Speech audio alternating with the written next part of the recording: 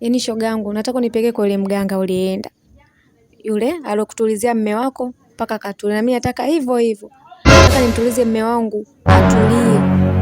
Anisikilize tu mimi. Asiende kwa mchepuko wala asiende sehemu yoyote. Kila ninachomwambia hawezi kunisikiliza.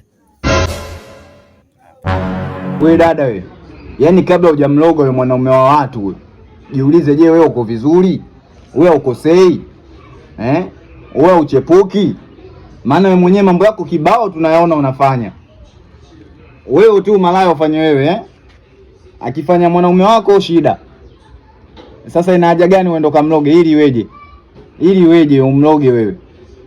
Yaani wewe umfanyie limbo hata kupende wewe tu, wengine asiwaone.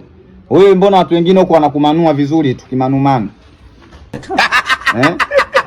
Aki sawa, kama umeamua kufanya acha na yeye afanye. Mambo kulogana hakuna. Tulia wewe kwanza na yeye atatulia. Yaani hapa hakuna, na namwambia.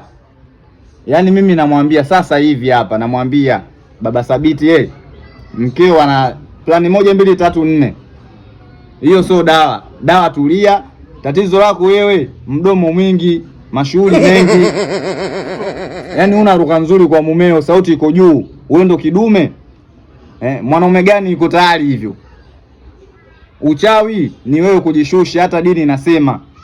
Wanawake pepo ipo miguuni kwa waume zenu.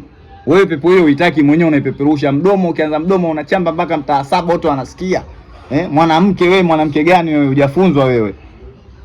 Sauti unaipaza, mwanaume wako anaugumia tu ndani, anaongea chini, lakini wewe sauti juu. Utafikiri adhana saa 7. Kwa namna hiyo unafikiri hapo kuna mapenzi hapo?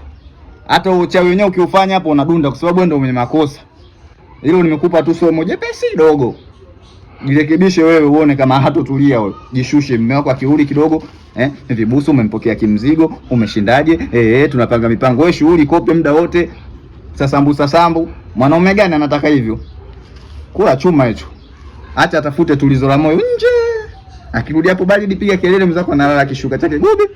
Mimi nimekwambia tu ndio kweli halisi, sisi sio wanaume tunajijua. Utachagua mwenyewe. Kuzinyoa hizo au kuziacha msitu.